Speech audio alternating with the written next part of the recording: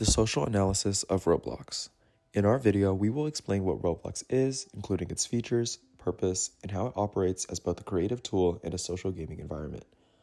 So what is Roblox? Roblox is a user-generated social gaming platform whose primary audience is children and teens. We will give a realist analysis of how Roblox's platform features, governance, and economy shape social outcomes for young users and society. Before we jump into Roblox in its modern state, let's take a look at what Roblox originally was and how it evolved. So it was actually originally designed as a physics engine in 2006 and was just called Dynablocks. It was originally focused on youth learning and experimentation with physics and programming. It then evolved into a user-generated content ecosystem where players design games using Roblox Studio and the Lua scripting language to help build games and share the world. Due to its accessibility, ease of creation, and free game access, it showed massive growth. And then the introduction of customizable avatars expanded creative expression and helped shift the platform towards entertainment. And then the article does explain that Roblox does emphasize safety and regulation, though the effectiveness of these systems is not fully addressed in the source. Moving on to learning opportunities in Roblox. The platform offers a creation-based virtual environments where users can design, build, and interact through games they create. Its strength lies in active creation, which allows users to experiment. Research found three major educational uses so far, which are socialized teaching, VR-supported learning, and programming for STEM education.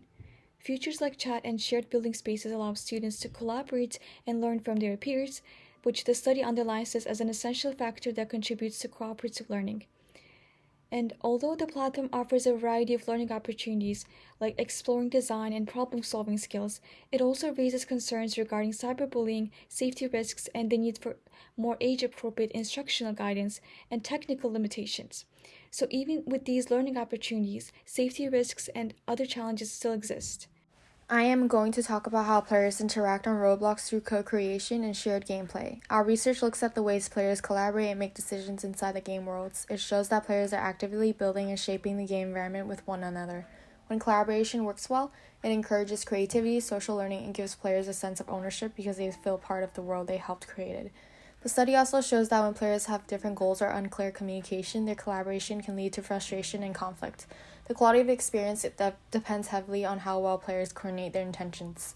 This connects to the idea of participatory culture, where digital platforms allow users to become creators rather than passive consumers, and Roblox allows players the tools to design and influence shared spaces.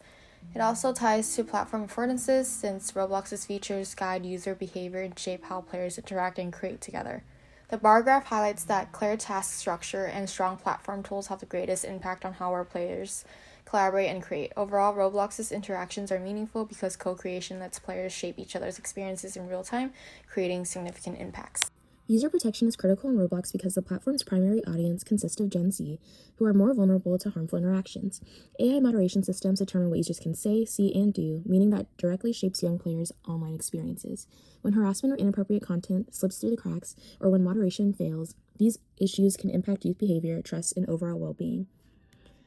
In regards to issues and limitations, although Roblox promotes itself as a safe anti-harassment environment, there is a clear gap between how the platform is marketed and the realities users face.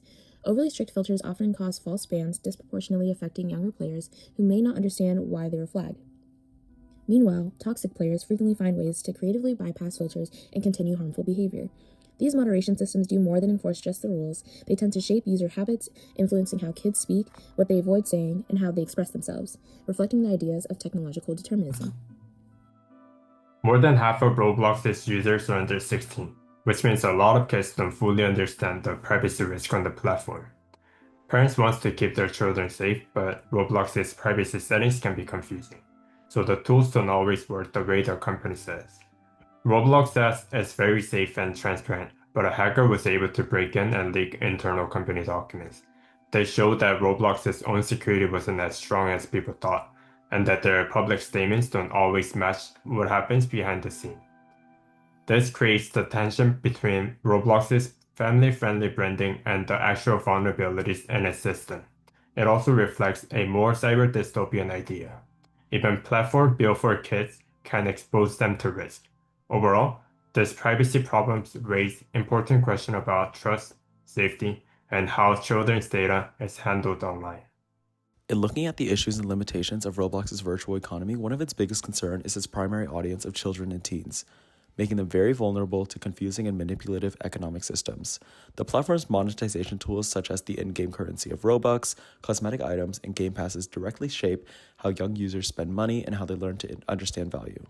Research by Hardwick and colleagues show that kids often describe these systems as confusing, unfair, or even scams. A big reason is the multiple layers of currency conversion between Robux and real money, making it really difficult for children to understand the true cost of what they're buying.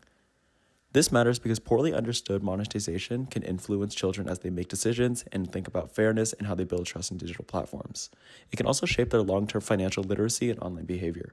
This also ties back into technological determinism because people often assume that these economic patterns emerge naturally from this technology, but it's actually a result of deliberate design choices made by the platform, which means technology doesn't determine behavior on its own. Instead, the platform's economic rules shape how children learn, spend, and participate in the digital world.